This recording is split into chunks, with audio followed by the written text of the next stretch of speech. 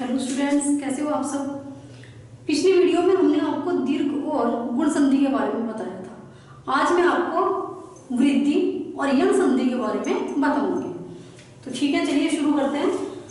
आज की हमारी जो संधि है ये है वृद्धि संधि। इस संधि में पहले शब्द के अंत में ए या आ में से कोई भी हो और दूसरे शब्द के शुरू में ए बड़ी है, छोटा हो बड़ा हो, इनमें से कुछ भी हो तो उन दोनों वर्णों के स्थान पर बड़ी ए हो जाएगी और अगर ये ओ है तो बड़ा ओ हो जाएगा।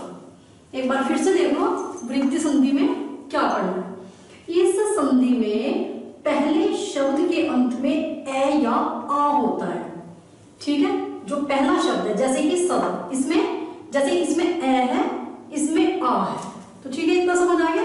पहले शब्द के अंत में ए या आ होगा और दूसरे शब्द के शुरू में जैसे कि दूसरा शब्द है इसमें ए होगा या फिर ओ होगा, कोई सा भी हो सकता है, छोटी ए हो या बड़ी हो। तो इसमें से कोई सी भी ए हो, छोटी हो बड़ी हो या छोटा हो बड़ा हो, इनमें से कोई भी आ जाए तो क्या होगा, इन दोनों वर्णों के स्थान पर ये दोनों वर्ण हट जाएंगे और उन दोनों वर्णों के स्थान पर बड़ी ए और बड़ा ओ हो जाता है। अब बाकी जो थोड़ी बहुत कसर है वो आपको इन उदाहरणों के द्वारा अच्छे से समझ आ जाएगी। तो देखिए सबसे पहला उदाहरण है सदा जमा ए। तो इसमें हमें क्या करना है, सबसे पहले आप ये पहला शब्द लो, ये पहला शब्द है, इसका अंतिम वर्ण है आ, ठीक है। अंतिम वर्ण जो मात्रा है उसे ये अंतिम वर्ण मानेंगे हम, तो ये आ है। दूसरे शब्द का जो शुरू का वर्ण है वो है छोटी ए। इन दोनों को प्लस करेंगे तो बड़ी ए हो जाएगी। बताया था कि अगर यहाँ ए आ जाती है तो बड़ी ए हो जाएगी और यहाँ ओ आ जाता है, कोई सा भी ओ है तो बड़ा ओ हो जाएगा, ठीक है। तो देखिए तो ये क्या बन गया। अब हमने इसे मैं आपको करके दिखा रही हूँ कैसे करना है। तो ये आ तो हमें हटा देना है और ए को भी हटा देना है, उसकी जगह हमें बड़ी ए की ये वाली मात्रा लगानी है केवल, ठीक है। ए भी हट जाएगा और आ भी हट जाएगा। तो आपको करना है से, ये सदा है, ये आ हटा दोगे, इसकी जगह क्या करोगे आप, इसके ऊपर बड़ी ए की मात्रा लगा दोगे।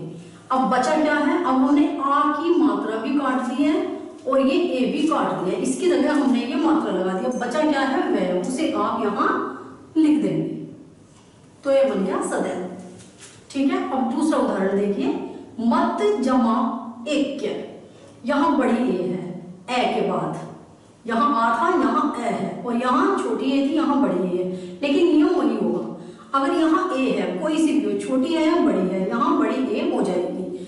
तो अब देखो मत में ए है तो मत आप ऐसा का ऐसा लिख देंगे और इस ए को आप हटा देंगे, इसकी जगह तय के ऊपर दो मात्राएं लग जाएंगे। बचा क्या है कई। बहुत सिंपल सा है, बस एक बार ये समझ लो कि ए या आ के बाद ए या ओ में से कुछ भी आ जाए तो उसे हटा देंगे और उसकी जगह बड़ी ए की मात्रा या फिर बड़े ओ की मात्रा लग जाएगी, ठीक है। ऐसे ही दूसरा उदाहरण देखो, एक जमा एक। इसमें ज्यादातर बच्चे गलती कर देते हैं, तो ध्यान से देख लो, एक जमा एक, एक कै में ए की मात्रा है और ए लग जाएगी यहाँ, ए और ए को प्लस करेंगे तो आई की मात्रा बन जाएगी। तो यहां हम क्या करेंगे, ए एक लिख के इसके ऊपर ए की मात्रा लगा देंगे और ये वाला ए जो है वो हटा देंगे, ये बन गया एक। अब है परम जमा औषधि। अब ए के उदाहरण आपने काफी देख लिया, अब ओ का उदाहरण देखते हैं।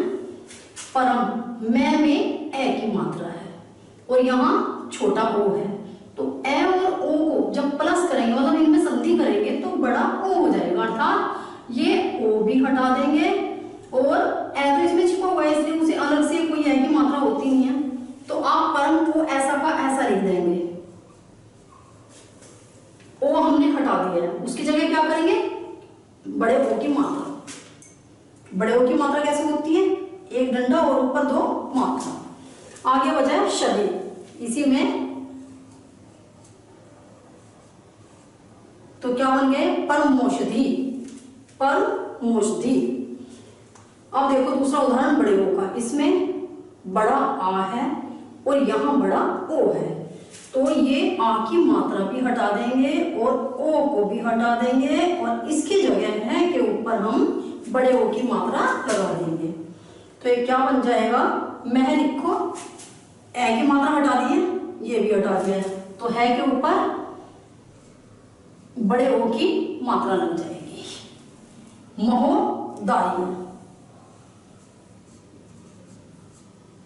ठीक है, मैंने आपको अलग भी करके बता दिया ये, तो ये आपको समझ आ गई है संधि। ठीक है, अब अगली संधि देखते हैं, यन संधि। ये संधि उससे थोड़ी सी मुश्किल है, तो वो ध्यान से समझेंगे आप। इस संधि में ई, उ, री, तो ई का मतलब है ई छोटी ई हो या बड़ी ऊ, छोटा ऊ है या बड़ा ऊ है, रियल री, ये चार अक्षर हैं। ई याद कर लो, कोई सी भी ई है और ऊ, ई, ऊ, री और री, ये बहुत सिंपल है, वैसे याद करोगे तो लंबा पड़ेगा।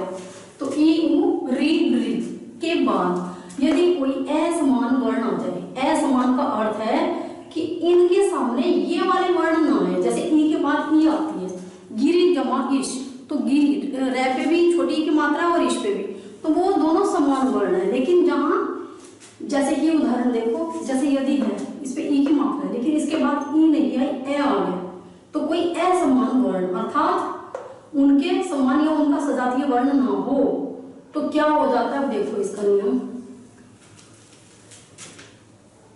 कोई असमान वर्ण आने पर इनके स्थान पर, तो उसे इस मात्रा को तो हम हटा देंगे, इनकी जो भी मात्राएं होंगी चारों की वो मात्राएं हट जाएंगी, ये बात याद रखोगे।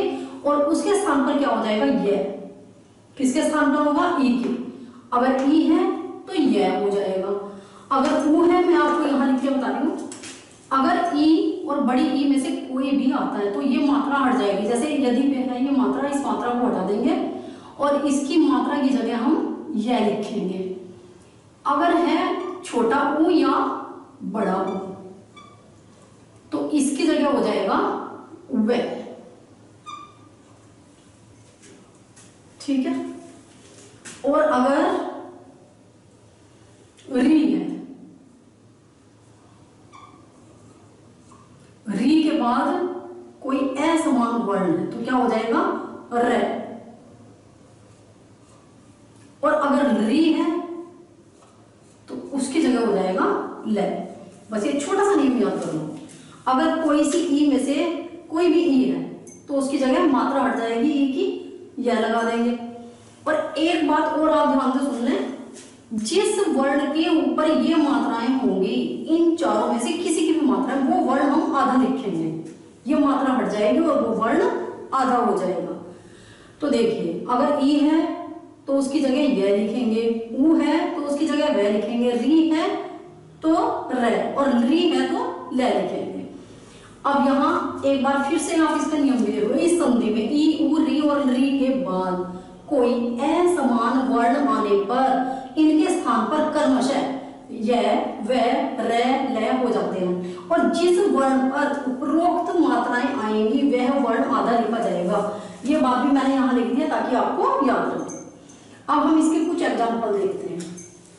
सबसे पहले यदि जमा अपी। अब यहाँ देखो, यदि पर छोटी की मात्रा, ये मैंने नीचे लिखा हुआ है किसमें कौन सी मात्रा है और उसका क्या हो जाएगा। यहाँ दूसरे शब्द का जो पहला अक्षर है वो है ए और पहले शब्द का आखिरी अक्षर है ई, हम मात्रा को ही आखिरी वर्ण मानेंगे। तो आखिरी अक्षर या आखिरी वर्ण क्या है इसका? छोटी ई। इसका दूसरे शब्द का पहला वर्ण क्या है? ए। इन दोनों में जब संधि होगी तो इन दोनों के स्थान पर यह हो जाएगा, अर्थात ये ई की मात्रा हट जाएगी, इसे हम हटा देंगे। यद बच गए, यद आपने लिख दिया और क्या लिखा है ऊपर? जिस पर ये मात्रा होगी वो वर्ण आधा हो जाएगा, तो मात्रा हटा दिया और ये वर्ण अर्थात दे आधा लिखेंगे। हलंत का मतलब है आधा, जिस पे हलंत आएगा वो वर्ण आधा माना जाएगा। अब बचा क्या है? ये ए भी कट गया, इसे भी हटा देंगे और आगे पी लगा दिया। दोबारा देख लो, यह मात्रा की जगह नहीं, यह आधा दे और मात्रा की जगह यह लगा दिया हमने। बचा क्या है? पी। यद्यपि हम ऐसे भी लिख सकते हैं, दे और यह को प्लस कर, यद्यपि। अब देखिए दूसरा उदाहरण। दूसरे में जो पहला शब्द है उसका आखिरी वर्ण है छोटी ई और ये है ए, बिल्कुल सेम है ऊपर की तरह ही। ये मैंने 2 उदाहरण बता दिए ताकि अच्छे से समझ आ जाए। बिल्कुल ऐसे ही बनेगा ये भी।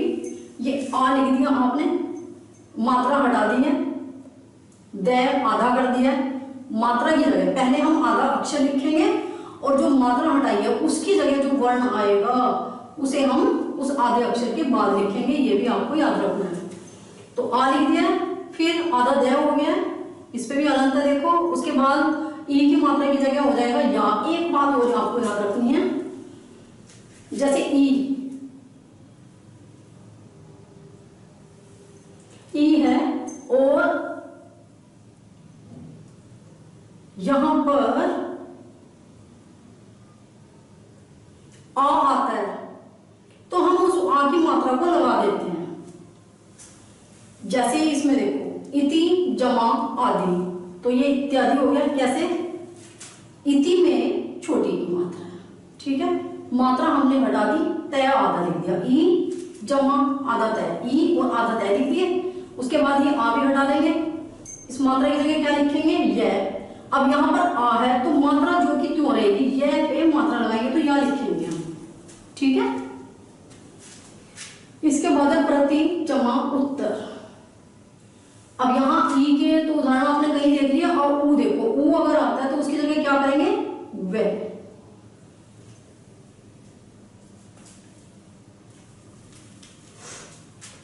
तो यहां देखो ये छोटी ई है और यहां ऊ है।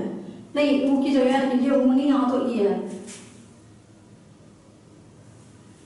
तो ये छोटी ई और ऊ, तो जहां भी ई होगी क्या होगा? ई की मात्रा हट गई और प्र आधा तय और ई की जगह यह लिख दिया है। अब एक बात क्या करनी है, यहाँ ऊ है तो ऊ की मात्रा यह के ऊपर लगेगी, बस ये बात को ध्यान रखनी है। इसीलिए मैं आपको आज ज्यादा नहीं बताऊंगी ताकि अच्छे से आपको ये समझ आ जाए, मिक्स ना हो सारा।